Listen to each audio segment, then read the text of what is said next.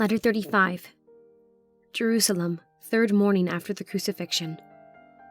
My dear Father, as I resume my pen by the faint light of the dawn to continue the particulars of the crucifixion of the unhappy Son of Mary, who, widowed and childless, still remains with us, mourning over her dead son, my heart involuntarily shrinks from the painful subject and bleeds afresh. But there is a fascination associated with all that concerns him, even now that he is dead and has proved himself as weak a mortal as other men, which urges me to write of him and which fills my thoughts only with him. I have just alluded to his grief-smitten mother. Alas, there is no consolation for her. Her loss is not like that of other mothers. Her son has not only been taken from her by death, but has died ignominiously on a Roman cross, executed between 2 vile malefactors, as if he himself were the greatest criminal of the 3. And not only this, but executed as a false prophet, as a deceiver of Israel. Yet her love for her son, that deathless, maternal love which seems immortal in its nature, is not buried with him. She, with dearest Mary and Martha, has just gone out secretly before the Jews are astir to pay the last duties to his dead body, ere we all depart for an asylum in Bethany. Until they return from this sad mission of love, I will continue my subject, the crucifixion. When the centurion to whom was committed by Pilate the charge of conducting the crucifixion of Jesus gave orders to bind him also to the cross, which lay upon the ground like an altar awaiting its victim, the 4 Parthian soldiers, his brutal crucifiers, laid hold upon him and began to strip him of his garments, for his enemies had put again on him his own clothes when they led him out of the hall of Pilate. He wore a mantle woven without seam by Mary and Martha, and which had been a present to him by the sisters as a token of their gratitude for raising from the dead their brother Lazarus. His mother, supported by John, could no longer gaze upon her son, and was borne afar off, crying thrillingly, "Oh, let me not hear the crashing of the nails into his feet and hands! My son, my son! Oh, that thou wouldest now prove to thy mother that thou art a true prophet!" "What means this wailing?" cried the fierce Abner. "Who is this woman?" "The mother of Jesus," I answered indignantly. "The mother of the blasphemer? Let her be accursed!" he cried in a savage tone. "Thou seest, woman, what is the end of bringing up an impostor to blaspheme Jehovah and the temple. Thy hopes and his, O wretched woman, have this day miserably perished. So die all false Christs and false prophets." Mary buried her face in her hands and wept on my shoulder. I could not look towards the place where Jesus stood. I dreaded to hear the first blow upon the dreadful nails, and as she stopped her ears I would have closed mine also, but that my hands supported her. I could hear the awful preparations, the rattling of the hard cord as they bound him to the cross, and the low, eager voices of the 4 busy Parthians, and then the ringing of the spikes, and then silence like that of the grave. Suddenly, a blow of a hammer broke the moment of suspense. A shriek burst from the soul of the mother that echoed far and wide among the tombs of Golgotha. I could see, hear no more.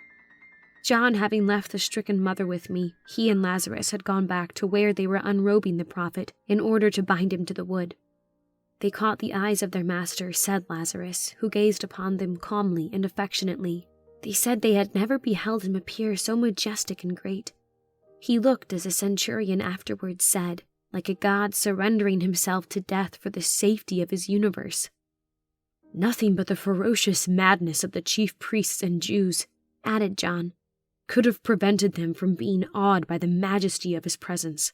And besides, there sat upon his brow heroic courage with a certain divine humility and resignation, not the rough hands of the barbaric soldiers, nor the indignity of being stripped before the eyes of thousands, not the sight of the cross, nor of the thieves, nailed and writhing on theirs, moved him to depart by look or bearing from that celestial dignity which through all had never left him. He made no resistance," continued John, who told me what follows. "When bound upon the cross, but resigned himself passively into the hands of his executioners, like a lamb receiving its death. Father," he said, raising his holy eyes to heaven, "forgive them, for they know not what they do." Great drops of sweat, when they nailed his feet to the wood, stood upon his forehead. added John, who remained near to see his master die and to comfort and strengthen him. And when the 4 men raised him and the cross together from the earth and let the end into a hole a foot deep, the shock, bringing his whole weight upon the nails in his hands, tore and lacerated them, nearly dislocating the shoulders at the same time, while every sinew and muscle of his arms and chest was drawn out like cords to sustain this unwanted weight upon them. The first thief fainted from pain at the shock caused by the setting of his own cross, and the second, cool and defiant as he had been, uttered a loud outcry of agony. But Jesus made no moan, though the unearthly pallor of his countenance showed how inexpressible was his torture. Ah, my dear Father, I would draw a veil over this scene, for it is too painful for me to dwell upon. To the last, John believed his master would not die, that he would not suffer. But when he saw how that pain and anguish seized heavily upon him, and how that he suffered like other men, without power to prevent it, he greatly wondered and began to believe that all the miracles that he had seen him perform must have been illusions. He could not reconcile the calmness and dignity, the heroic composure and air of innocence with which he came to the cross, with imposture.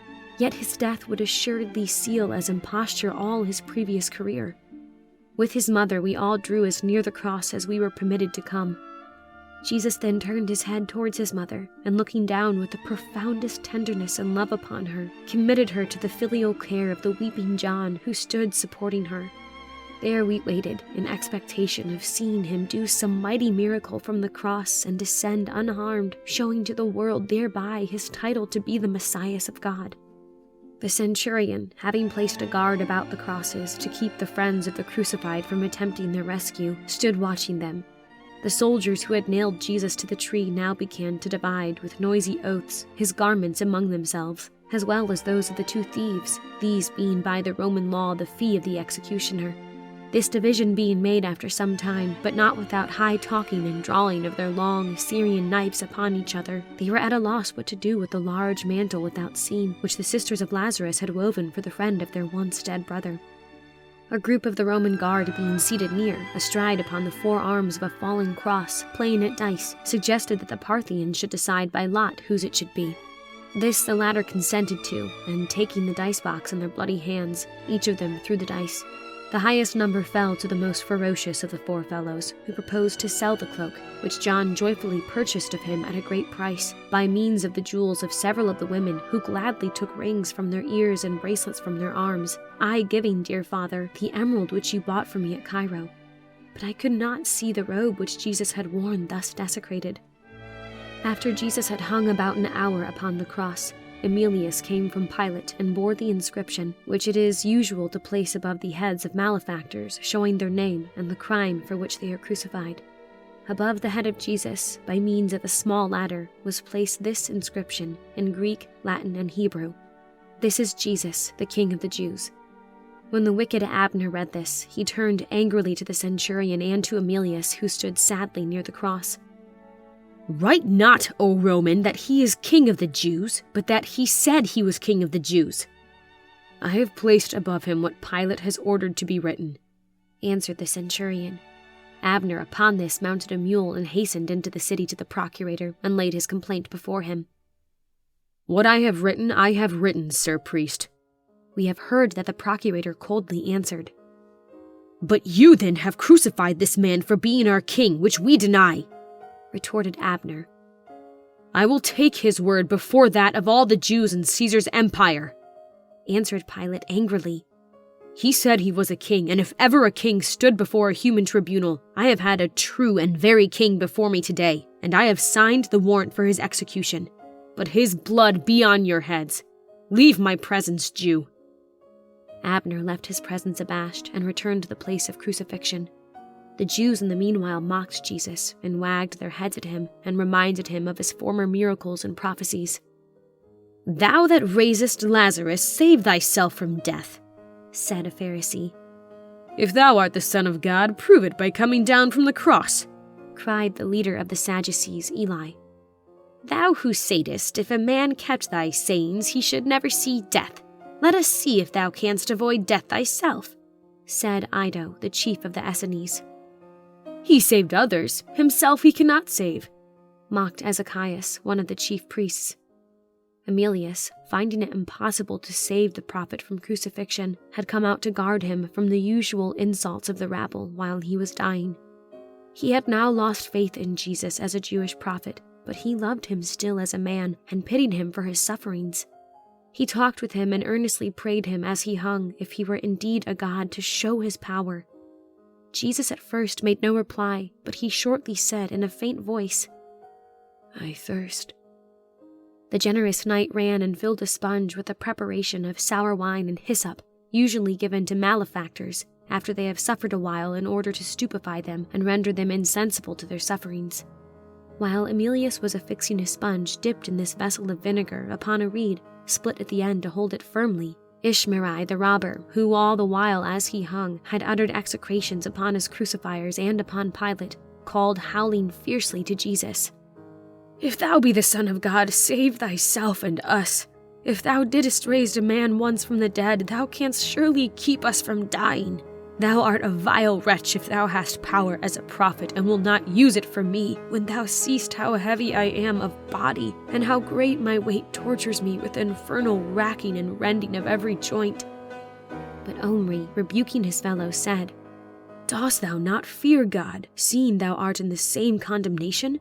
We suffer justly for our crimes, and today do receive the due reward of our transgressions. But this young man hath done nothing amiss, save to preach against the wickedness of the priests, and for being holier than they.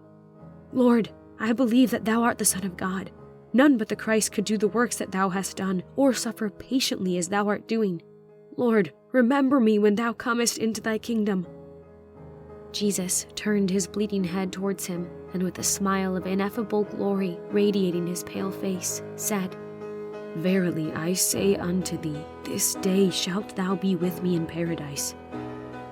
Omri, upon this, looked inexpressibly happy, and seemed to rise superior to his sufferings. The other cursed the prophet aloud, and gnashed at him with his teeth with looks of demoniacal hatred. At this moment Emilius came near with his dripping sponge, and presented the reed upwards to the parched lips of the suffering Jesus. When he tasted it, he would not drink, for he perceived it was the opiate which was usually administered in compassion to shorten the anguish of the crucified.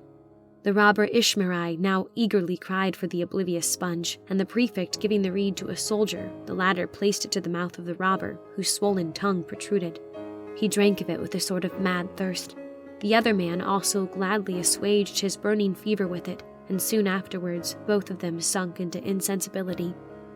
All at once, just as the 6th hour was sounded from the temple by the trumpets of the Levites, the cloud, which formed by the smoke of the numerous sacrifices had hung all day above the temple, was seen to become suddenly of inky blackness, and to advance towards Calvary, spreading and expanding in the most appalling manner as it approached us. And in a few minutes, not only all Jerusalem, but Calvary, the valley of Kedron, the Mount of Olives, and all the country were involved in its fearful darkness. The sun, which had before been shining with noonday brilliancy, became black as sackcloth of hair, and a dreadful, unearthly, indescribable night overshadowed the world. Out of the center of the cloud above the crosses shot forth angry lightnings in every direction, but there was no thunder attending it, only a dead, sepulchral, suffocating silence. Of the thousands who had been gazing upon the crucifixion, every one was now fallen prostrate upon the earth in terror. Jerusalem was blotted out from our view, only an angry spot of fire-red light, as it were the terrible eye of God itself, was visible above the temple, over the place of the Holy of Holies. The crosses were no longer visible, save by the fearful shine of the lightnings flashing fiercely from the dread and silent cloud. The form of Jesus, amid the universal gloom, shone as if divinely transfigured, and a soft halo of celestial light encircled his brow like a crown of glory, while the dark bodies of the two robbers could scarcely be discerned, save by the faint radiance emanating from his own. Men talked to each other in whispers. An indefinable dread was upon each mind, for the sudden overspreading of the darkness was as unaccountable as it was frightful. Mary, his mother, and Lazarus exclaimed with awe, both speaking together, "This is his power. He has produced this miracle." "And we shall behold him next descend from the cross," cried Rabbi Amos. "Let us take courage." 3 hours, 3 long and awful hours, this supernatural light continued, And all that while the vast multitude remained fixed and moaning, waiting they knew not what. At length a cloud parted above the cross with a loud peal of thunder, while a shower of terrible lightning fell like lances of fire all around the form of Jesus, which immediately lost its halo and its translucent radiance. His face at the same time became expressive of the most intense sorrow of soul. 100 voices exclaimed with horror, "See, he is deserted and punished by the Almighty." We ourselves were amazed and appalled. Our rising hopes were blasted by the livid lightnings which seemed to blast him. Heaven as well as man seemed to war against him. His mother gave utterance to a groan of agony and sank upon the ground, satisfied that her son was truly accursed of God. At this moment, as if to confirm all our fears, he cried in the Hebrew tongue, "Eli, Eli, my God, why hast thou forsaken me?" Upon this, some, pitying his sufferings, ran to give him wine and hyssop to deaden them. "Nay, let him live. Let us see if Elias will save him," answered Abner. "He calleth for Elisha the prophet." Suddenly the darkness, which had filled all the air, seemed now to concentrate and gather about the cross, so that he who hanged thereon became invisible.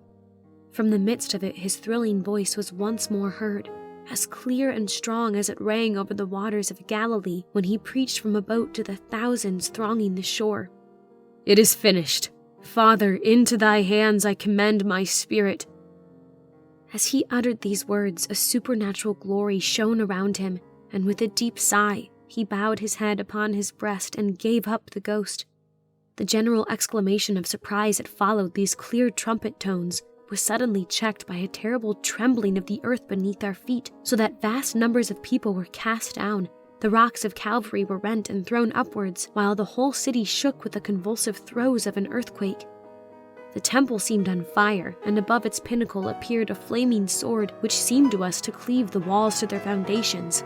And while we looked, the sword changed into the shape of a cross of dazzling light, standing high in the air over the altar, and from its golden beams poured rays so bright that all Jerusalem and the hill country for a wide extent became as light as noonday.